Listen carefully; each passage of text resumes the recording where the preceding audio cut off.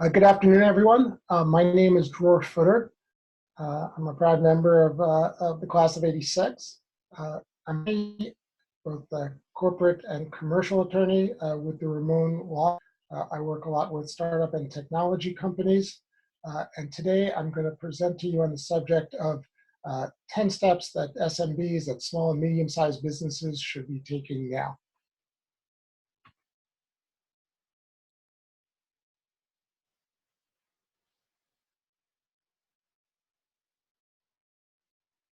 Okay, since this is a legal presentation, you probably saw this coming. It has to have a disclaimer. So what I'm about to say today does not represent the viewpoints of my firm, probably doesn't even represent my own viewpoints. If you do need legal advice, do seek out an attorney, but hopefully we'll convey a lot of useful information and give you some things to think about. So what are the goals for this presentation? Well, the bottom line is we are in a very uncertain environment. It's pretty pointless to predict what the world's going to look like in a week, much less in a month. So for small and medium-sized businesses, almost always are living much more on the margin than larger, more established businesses. What are the goals? Well, first, we want to make it you are around when we return to whatever normal looks like in the future. We want you to be thinking about making the necessary cuts to your existing business, looking for ways to increase flexibility, looking for ways to minimize liability while you're making those cuts and taking steps to increase flexibility. While you're doing and taking a lot of tough actions, we want to make sure that you're preserving and enhancing customer relationships and other stakeholders as well. And really, at the end of the day, we want to put you in the best position we can to kind of come out and thrive at the other end of this, whenever and however that is. Whenever that is and however it looks like.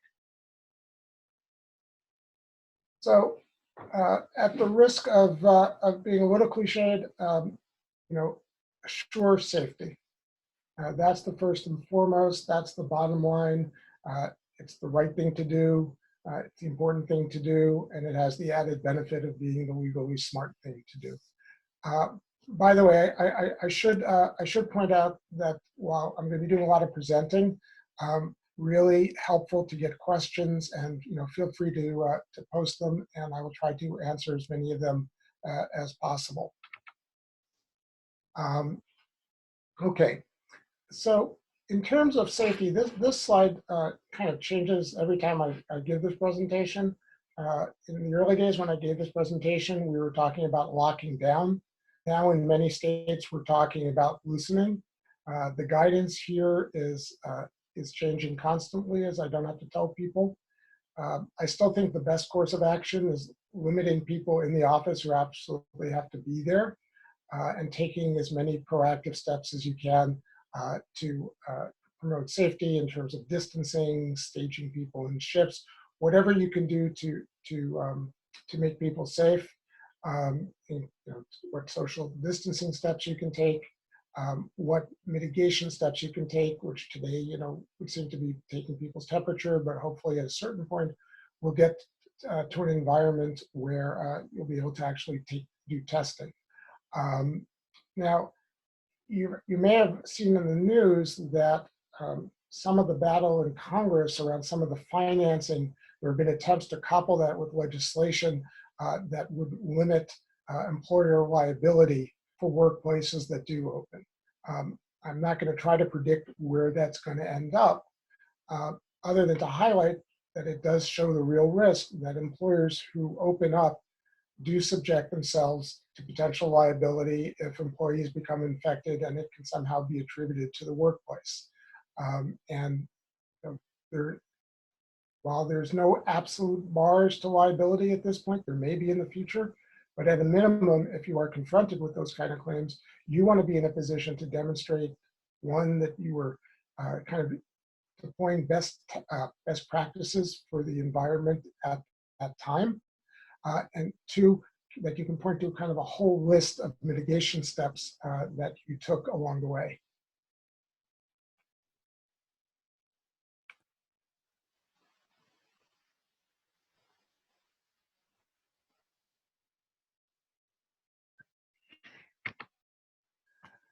Okay, the flip side to the lockdown is work from home. And work from home has really created a whole host of issues that are confronting many companies for the first time, even companies that previously had limited parts of their workforce working remotely.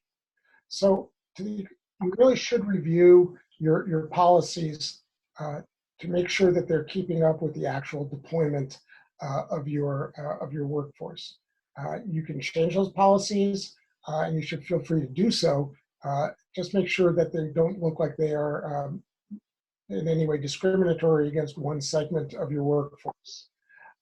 You should also keep in mind that things like verification of employment, or Forms I-9, Form I-9, et cetera, new processes have been put in place to allow you to do that remotely, and you should take advantage of that.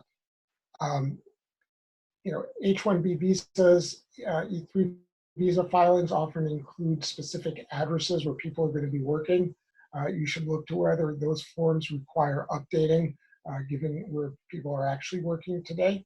And then, your IT practices kind of have to address the new environment, especially when you're dealing with data which is governed by HIPAA or the privacy laws like GDPR or California's new CCPA regulations.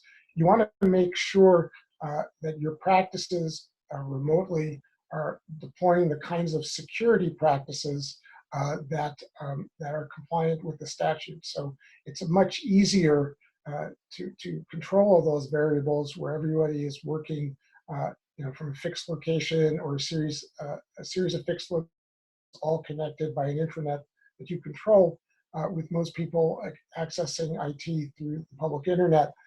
You want to make sure that both your practices as well as your actual security measures are up to the regulatory tasks, the regulatory requirements, that apply to the data you're handling.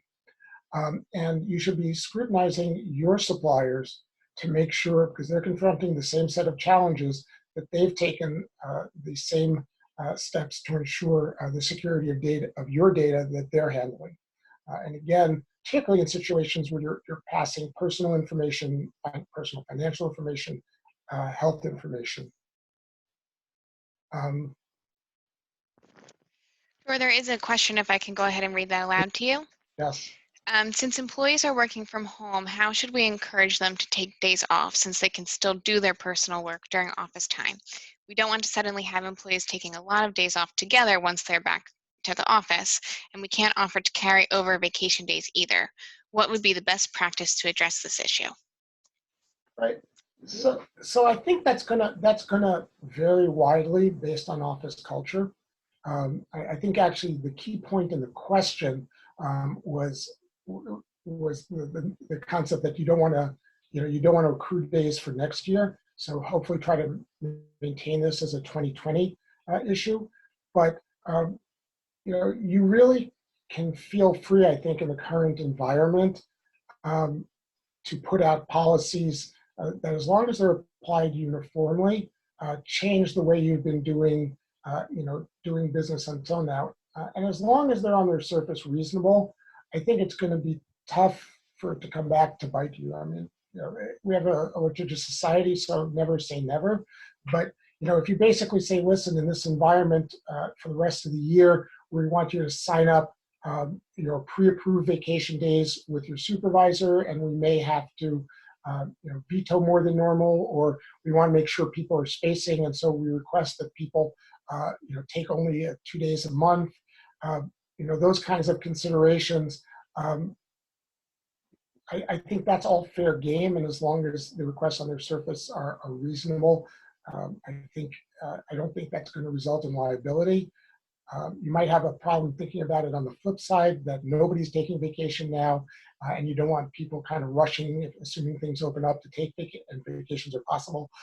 You don't want people rushing to take a massive vacation in November and December, and so you might want to put in some policies there to let people know that they should take downtime now, and it's probably a good mental health procedure for all companies to kind of encourage employees to have downtime when they're working remotely, because I think what pretty much everyone has realized is remote work tends to blur even more than cell phone, smartphones and other devices tend to blur the work office divide. I think working full-time from home tends to blur those lines even more. And putting some policies around it, particularly policies that give kind of junior employees reassurance that they're not going to be penalized by more senior, by senior managers for not being accessible 24/7, especially reassuring. Okay, now there's no way around it. This environment is going to require layoffs. It's already required a massive amount of layoffs, and the likelihood is those layoffs stopped. When you're terminating employees, you do it in a systematic way. First, you want to understand the background to the termination. And so we're looking at all the relevant employment agreements, make sure you understand any required severance payments, as a requirement to continue benefits for any period. Is there accrued vacation time that needs to be paid out? How does this impact option vesting and exercise? And keep in mind that when you're looking at the various termination provisions, which normally tend to stratify terminations based on whether it's for cause or without cause or for good reason, termination in this environment, in most cases, is going to likely to be viewed as without cause or with good reason. And the consequences for the employee and the treatment that they're entitled to will be driven by that. It's always a good idea, not just in these times, to try to have a release from any departing employee, which basically is most often a two-way document. You release the employee of any claims, they release you of any claims. And to do that, you typically want to give the employees some kind of payment over and above what they are contractually entitled to. That's called consideration. And the consideration is really what makes the release enforceable. It doesn't have to be huge sums of money, but it shouldn't be a trivial sum of money either.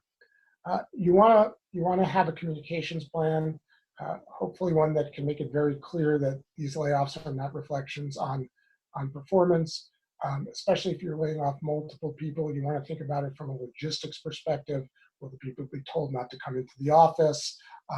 What else? What other steps logistically should people be following? Just looking at a question. Oh, actually, the question that Gina posted just came across my system. Okay, it looks like we just had we do have a question. Yeah, one, it just popped up on my end, so sorry for the delay there. What amount is considered trivial? Right.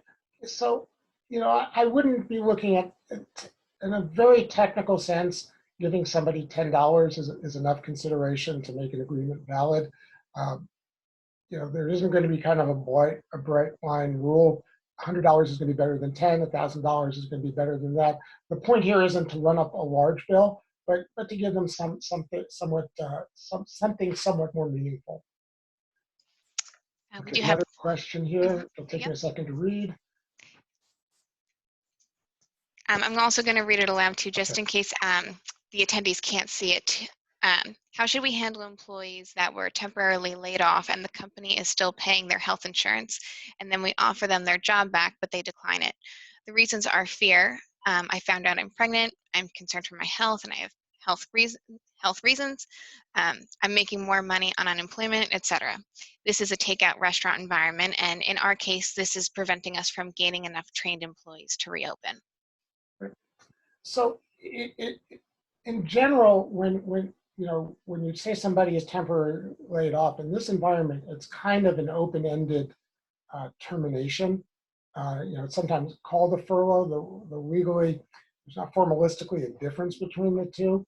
And unless you've kind of given them a length of time, you're going to be laid off for 2 weeks and then you're going to be brought back.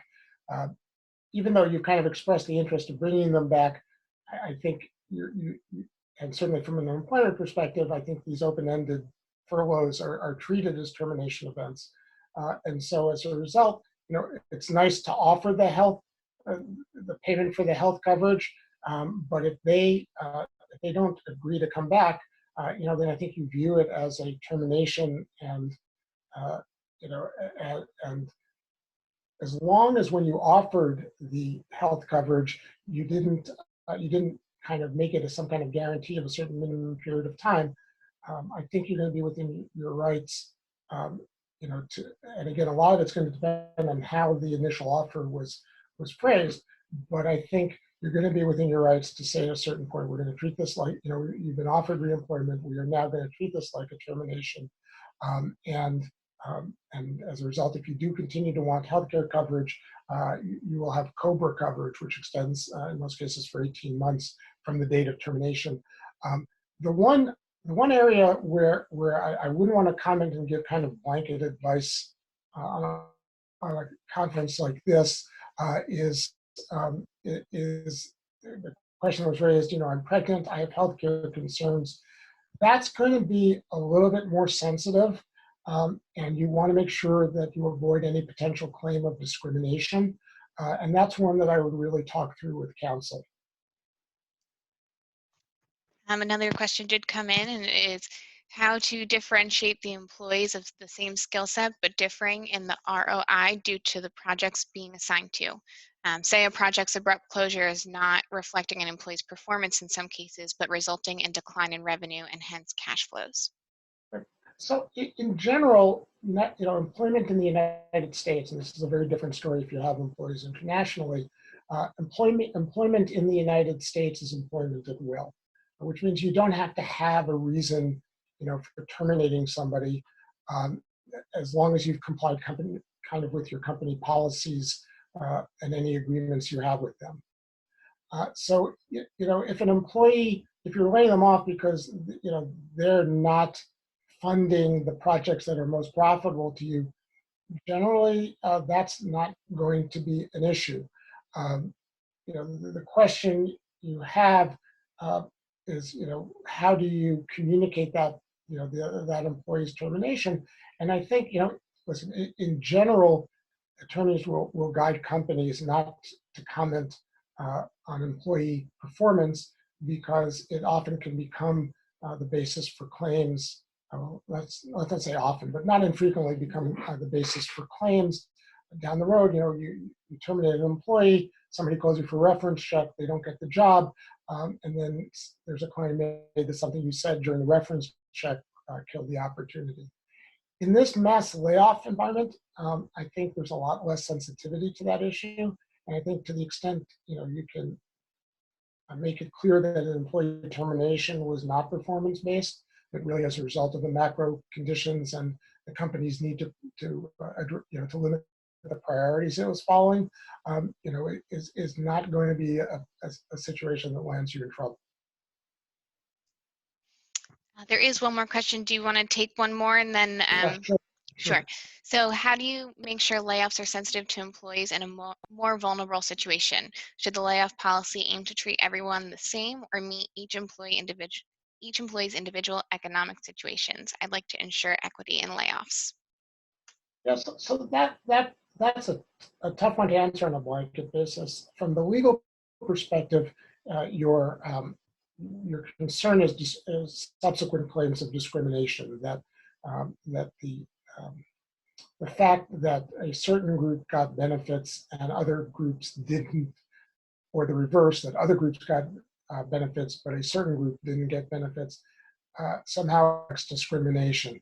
And so that's going to be kind of a case by case, and I think in some respects is going to be driven by how many people are getting the non-standard treatment. So if there's an employee of whose husband just lost a job, and or a wife just lost a job, and you kind of want to keep them on payroll for a couple more weeks just to give the family some comfort, but in general you've kind of laid off everybody in Department X, probably not going to be an issue.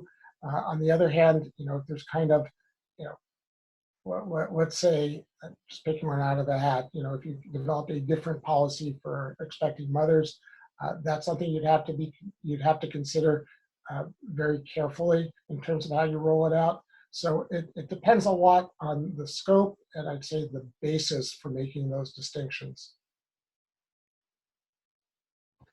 Okay, I think we've cleared out the questions, at least for the time being. The WARN Act is a requirement that's triggered when you do mass layoffs of more than 50 people at a given location. There's some question about how rigorously that's going to be applied in this environment. As I mentioned before, the distinctions from a legal perspective between terminations and furloughs are going to be kind of, in many cases, a distinction without a difference from a legal perspective. One area where you may find a difference is when you have certain service-based benefits. The employees who've been with the company more than 5 years get X. Employees that have been with the company more than 10 years get Y. How is that furlough treatment? How is that furlough period treated? And you want to be very clear about that. Now, many small businesses use professional employment organizations like an Administap or like a Trinet or an Insperity. In those situations, from a legal perspective, your employees are considered co-employees with the PEO, and they have their own termination procedures, and you want to make sure that you're coordinating with them. In my experience with them, from when I was in-house, they actually tend to drive the show around terminations, and so you want to make sure you're in consultation with them.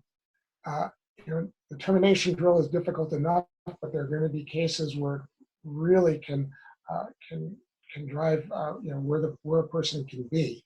I'm talking about situations where visas are tied to specific employment and decisions will impact visa status. Now, in some ways, that's become a little moot because a lot of times these people just can't return to their original country.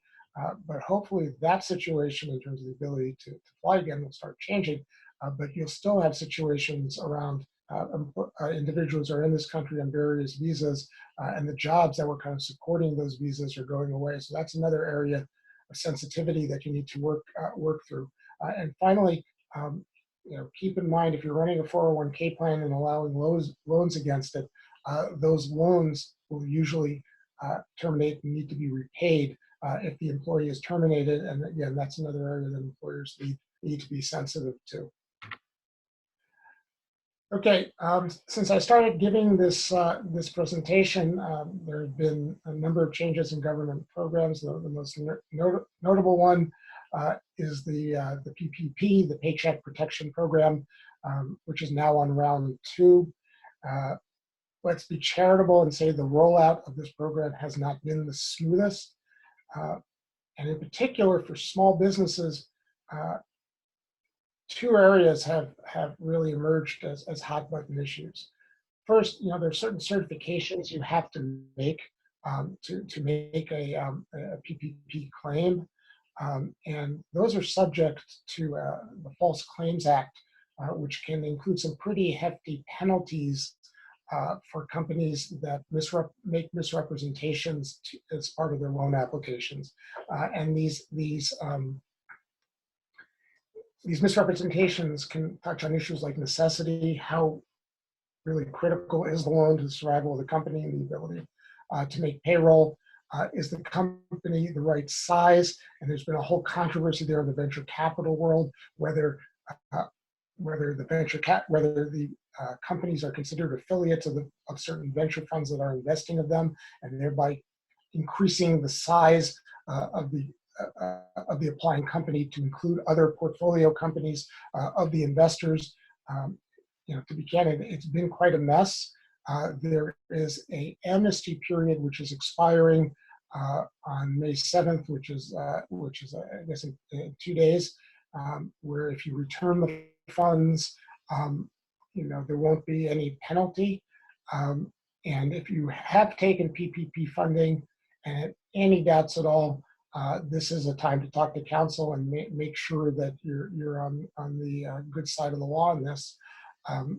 the government has indicated that they're going to do auditing. Now, the initial indication is that it's going to focus on larger recipients, but it's tough to judge at this point how this is going to play out.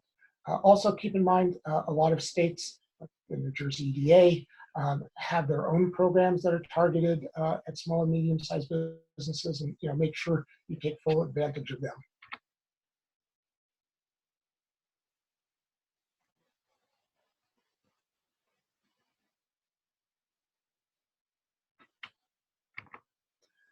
Okay. There are a lot of common mistakes companies are making these days with respect to employment law that are driven kind of by the necessity of the hour. So here are some things to keep in mind. First, employees cannot, even if they do so voluntarily, cannot work unpaid. It is just illegal. It violates minimum wage law. You cannot have employees that are coming in, showing up and working for you that are not collecting or accruing unpaid wages. You can't offer them for companies that, particularly in the venture space, there's a temptation to offer equity instead of compensation. That is almost always not the case. Wages can't be paid late. You can't unilaterally reduce salary rates. Accrued vacation time is considered salary, as is contractually required severance. And if your company shuts down and is unable to do that, potentially it could be a basis of liability, personal liability against officers and directors of a company.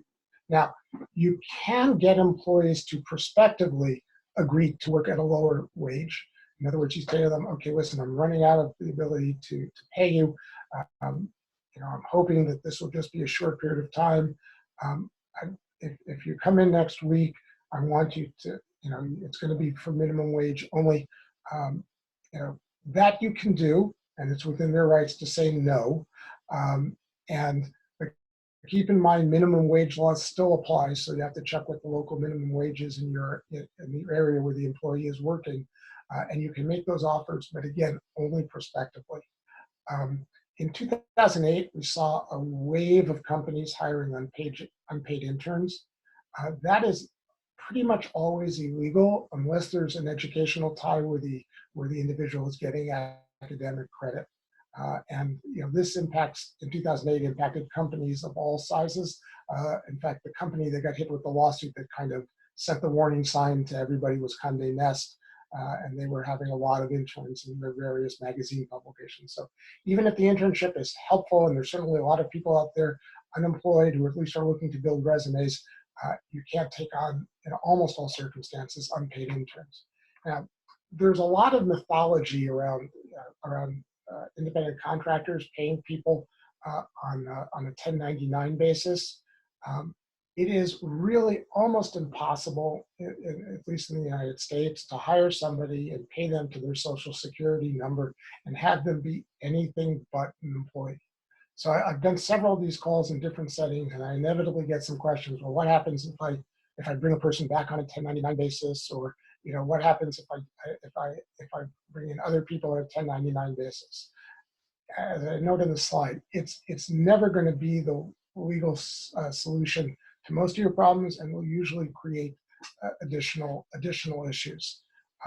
And this 1099 issue was an issue that the states were going after very aggressively even before this crisis hits, and I suspect that it will be an aggressive area going forward as well.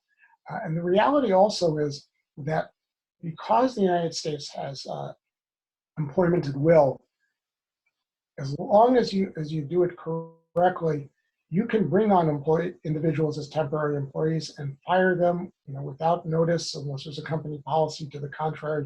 So you can move people in and out of your workforce, fairly flexibly, even by bringing them in as employees. And there's a bit of a mythology around 1099s that they are inherently more flexible. The one exception to everything I said is if you're hiring the individual through a company that they have set up for themselves. So people will sometimes set up LLCs where they are essentially where they are the sole employee.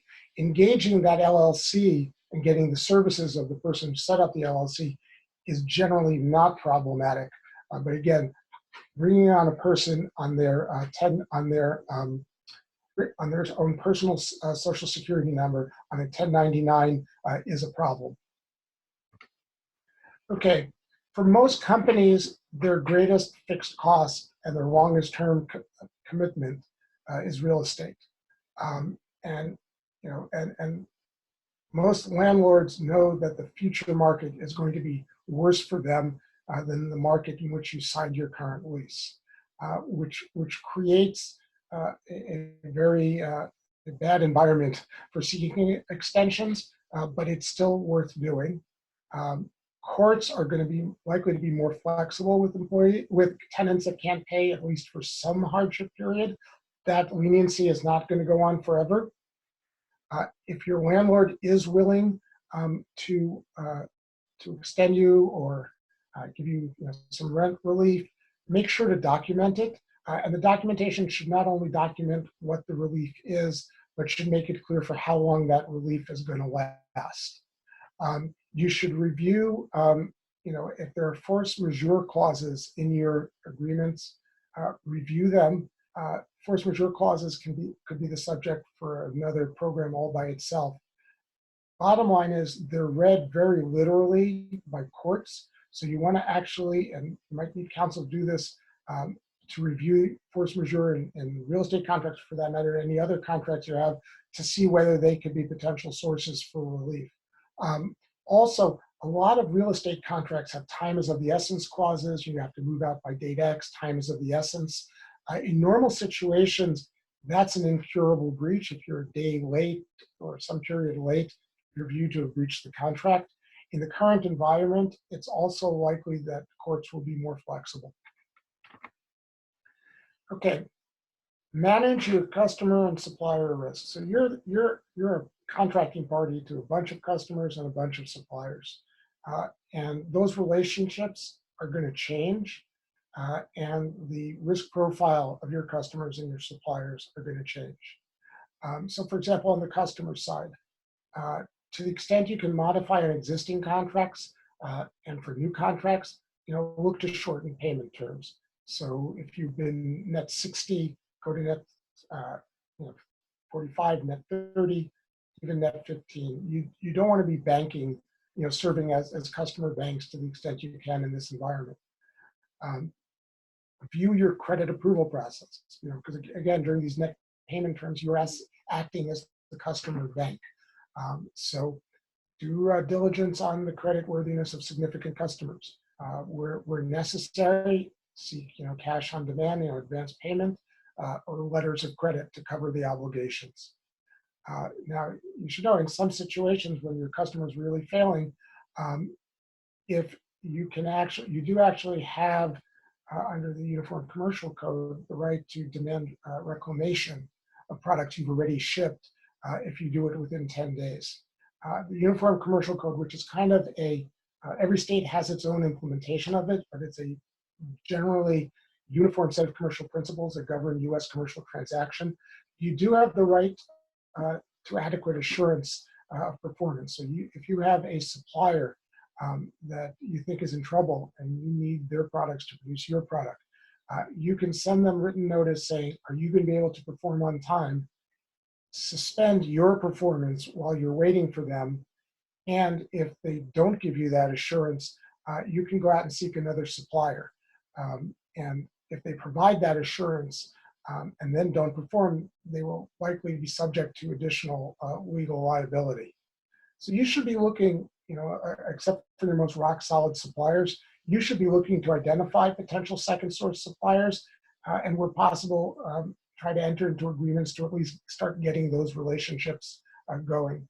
And in some cases, that might mean going to existing suppliers and saying, listen, I know we're exclusive, but your supply chain is running through China, it's vulnerable. We need to have some additional secured source of supply, and we need at least a limited exception from our existing exclusivity. As I mentioned before, force majeure clauses are clauses in contracts that rarely get read. They're so-called acts of God clauses. They're clauses that typically suspend performance when one company or the other, when one contract party or the other becomes subject to some, unforeseeable event. They are, because they get a lot, they don't get a lot of attention in negotiations. They're usually not as crisp as they should be, and in some cases might not even apply to the current situation.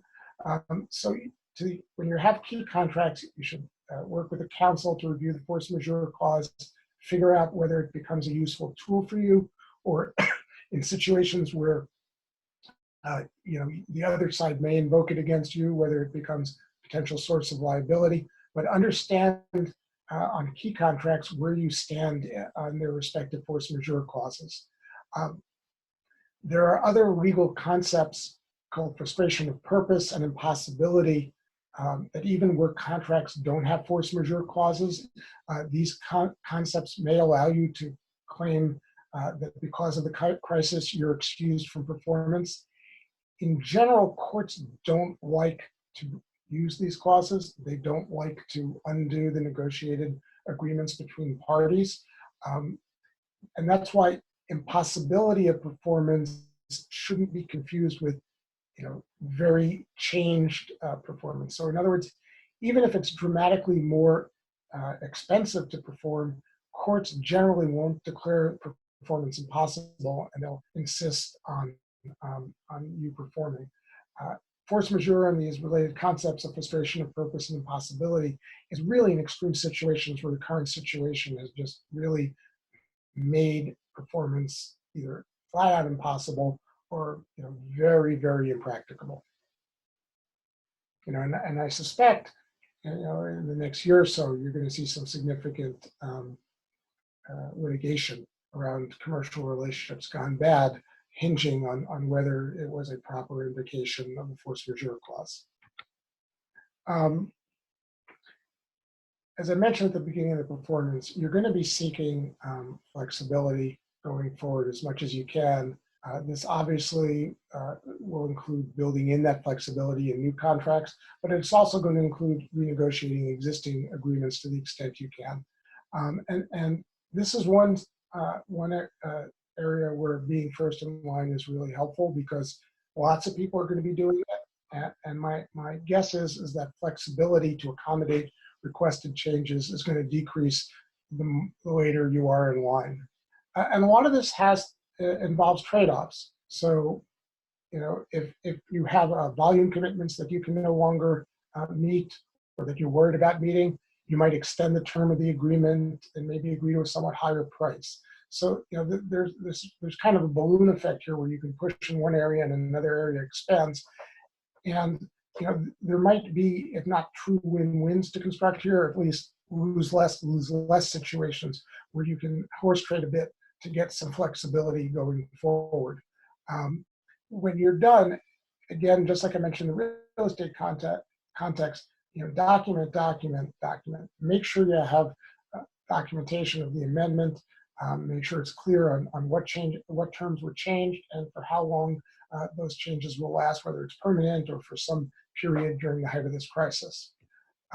Also, there is a side note, which is if you do your job too well of scaring a potential customer, for example, of your ability to perform because of all the hardships you're enduring, there's a legal concept called an anticipatory breach, where you basically plant a legitimate seed in your customer's mind that you won't be able to perform, and that creates its own legal consequences. So there is a bit of a balancing act, but on the whole, this is the window where you should be reaching out to your key contractual relationships and seeing if there is opportunities to renegotiate, to create better terms or more flexible terms.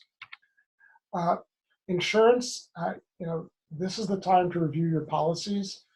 Unfortunately, probably a lot of the insurances that you need to address COVID-related liabilities have probably already risen in cost. But you want to have an understanding of what your policies do cover and where there is potential for claims. And again, there are first-party policies of things that directly impact you, and then there are third-party liability policies that cover claims that third parties may have against you. One area that I want to highlight is D&O insurance. If you've accepted funding from investors, you want to make sure that you have good coverage in place because this is an environment where there will be a lot of second guessing and there will be claims against officers and directors when companies go south. And one concept that might not be familiar to some is tail coverage.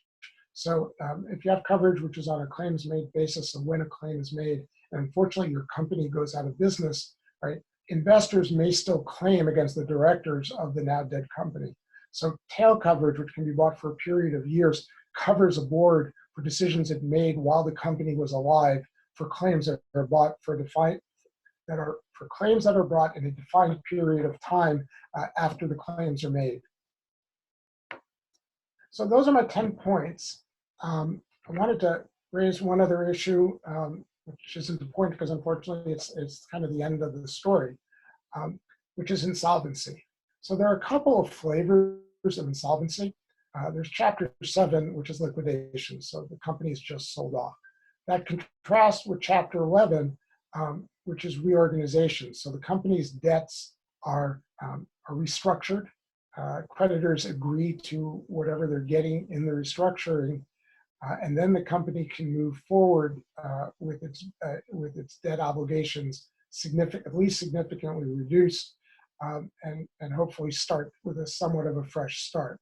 You know, in general, to even really enter the Chapter 11 process, you really can't be running on fumes because you're going to need to have some ability to cut deals with creditors. And that's going to require some degree of liquidity. So you really, you know, if you want to have kind of the opportunity to fight another day, you're going to want to start the Chapter 11 process, if unfortunately that's where you're headed, sooner rather than later to give you the greatest flexibility in dealing with creditors. Now, there's a relatively new innovation which actually was added to the bankruptcy code before any of the COVID-related craziness started, called Subchapter 5. And that's a small business debtor flavor of Chapter 11 that can cover debts of up to 2.7 million in debts or so. It's a much quicker process. Chapter 11 processes can sometimes drag on for years, but it's a much quicker and less expensive form of bankruptcy that smaller companies with limited amounts of debt obligations may seek to pursue. And one important thing, if your company ends up unfortunately going belly up, always make sure that you have enough money in the bank to pay unpaid taxes and unpaid wages. As I mentioned before, these are areas where under some circumstances, directors and officers of companies can be personally liable if their companies go out of business and haven't met those obligations. Why don't I stop now? I have one more point I wanted to cover, but are there any other questions? You know, I've stuck to kind of 10 points, but if there are any kind of current environment related questions that anybody on the call has, you know, I'd be happy to answer them.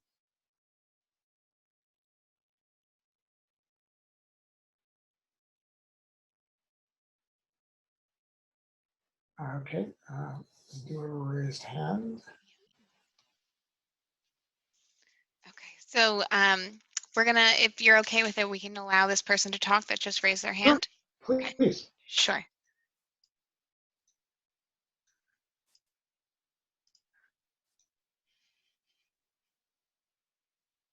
Hi. Okay.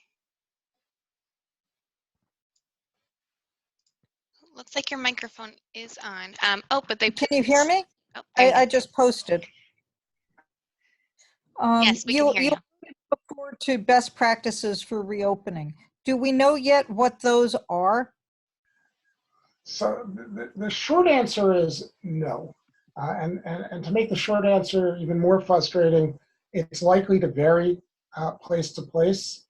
I think, you know, level one is whatever the government specifies. So if the government in your jurisdiction, and that's going to unfortunately be a 50 a 50-state effort, the way things look now, and may further vary by municipality. So if the government tells you people have to be at least 6 feet apart, make sure they're 6 feet apart. Where it's going to get more sensitive and really case by case, are things specific to your business. So let's say, you have to package orders, and to do that, you just can't space people 6 feet apart, right? So then the question is going to be, what kind of PPE do you need to provide your employees for you to have been deemed to have taken reasonable safety precautions, right? Is it going to be, K95 masks? Will paper, surgical masks be enough? And those are going to be, unfortunately, very case-by-case issues. If you look at, we have no precedents for anything like this. But in general, when you look at kind of, public safety-related precautions in other legal areas, cases frequently point to kind of industry standard practice or best practices that are put in place.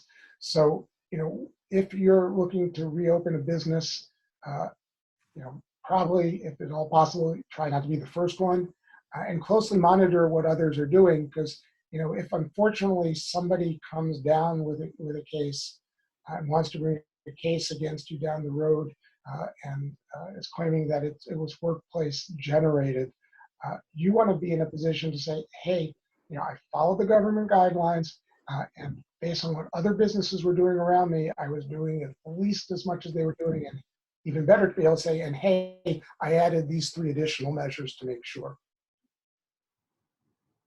Thanks. There are 2 more in the Q&A section too. So the first one is, what happens if you are in a co-working space like WeWork? Yeah, so WeWork, I have a couple of clients who have had these issues. I don't want to single out WeWork, but the stuff that I'm talking about has been pretty publicly reported. We work in a lot of locations, at least based on the public reports, have not been particularly flexible. Step number 1 is to read your agreement with them carefully, and to the extent you have outs, use them.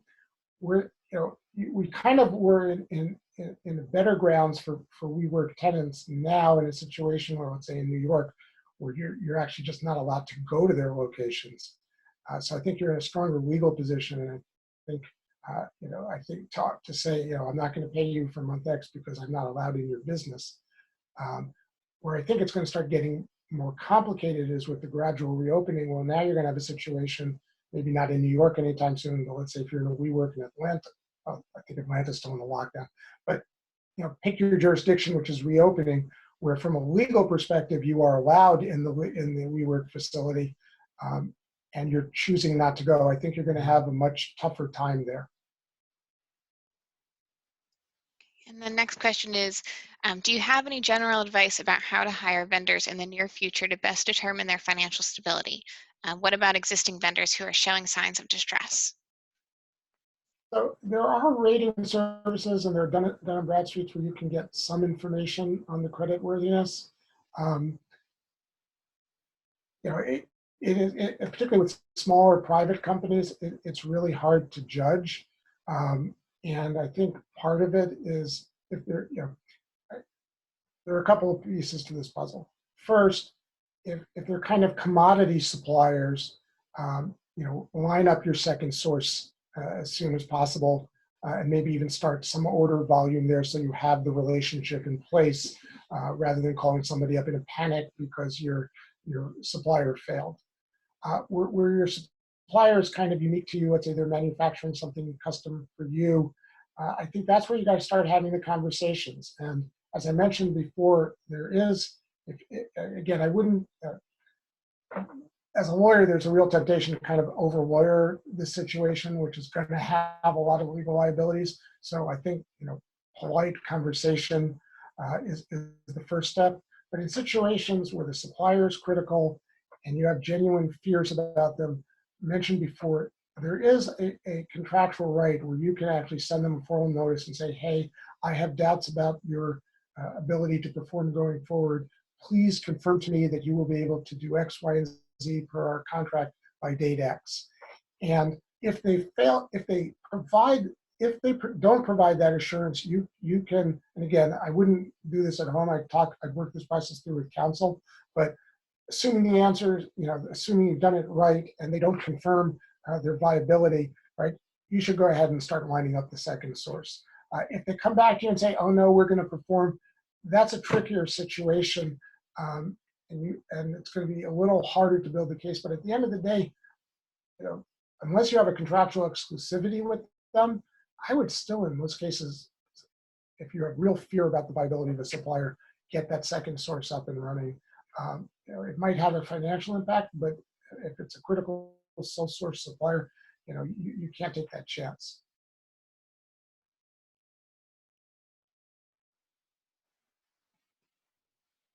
Okay. Let me just, a couple of closing thoughts. First point is communicate. So, in general, there's a natural human tendency to kind of hide bad news. And everybody's got bad news now. So you're not outstanding. You're not an incompetent manager for having bad news occur to your company.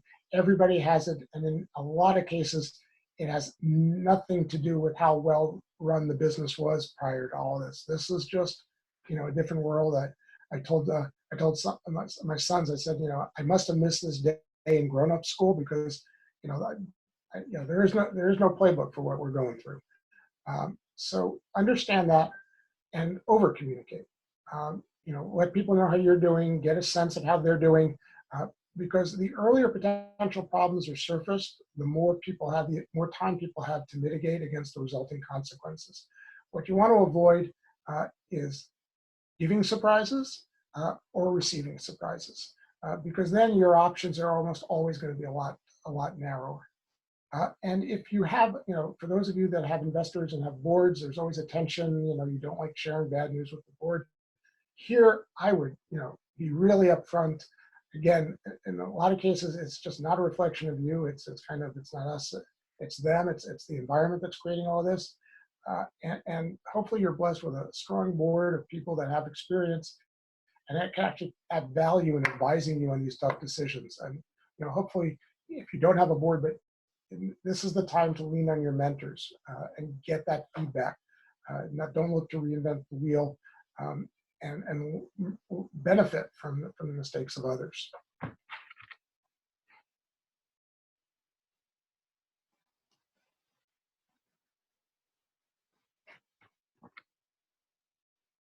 Keep in mind, that it's really hard to undo a bad reputation. You have tough decisions to make, but hopefully we're going to get to a new normal, and you're going to want to pick up and continue to grow your business. A lot of the decisions you're going to have to make now, candidly, don't have a lot of options. So it's bad options to worse options, and people can get hurt as a result of your decisions. But the way in which you make those decisions, the way in which you communicate those decisions, those are the things that are going to kind of travel with you when we get out of all of this. And you should always keep that in mind. To the extent you can show flexibility, show it. If you can't show flexibility, at least show empathy and recognition of the cost you're imposing on others, and be helpful to the extent you can. This is a time when reputations will be made and broken, and it's really hard to repair a bad one. I've kind of tried to capture, and I did this actually in another Princeton presentation that I made, to put this in a process. What you really should be doing is a constant process of evaluation of where you stand in action. So the acronym I came up with is RIAR squared. First R is reassess. Right? All the business plans you had on February 1, they're irrelevant. Throw them out. Figure out where you are now. I is inventory. Catalog your relationships. Make sure you have the agreements that govern those relationships. Inventory governance programs. Take stock of the different issues you need to address. Get into the analysis phase. Figure out which relationships you want to preserve, which ones you want to cancel, which ones you want to modify. The R is respond. Put those plans, that analysis into action. And then the final R, which I can't stress enough, is repeat. You're going to have to keep on doing this. We're not going to be at a steady state where you can kind of even be, even in good times, you should never be on autopilot. But we're not even going to be close to comfort zones for this foreseeable future. And so this is a process you're going to constantly have to revisit. The safety environment will change, the economic environment will change, and you're going to have to respond in real time, as I said before, without a playbook. I've published a bunch of different content over the last few weeks of issues that relate to the fallout from all this craziness. Some of them are specific to startups. Others are broader to any small business. We'll be distributing this presentation after the webinar is over. And if you do get a chance to read it, I think you'll find them helpful. So thank you for staying through all 10 points. I hope you found it helpful. This is my contact information, and if you want to just run something by me, you want to ping me for a point, feel free to do so. Or if you have any questions on this presentation. So thank you, everyone, and most of all, stay safe.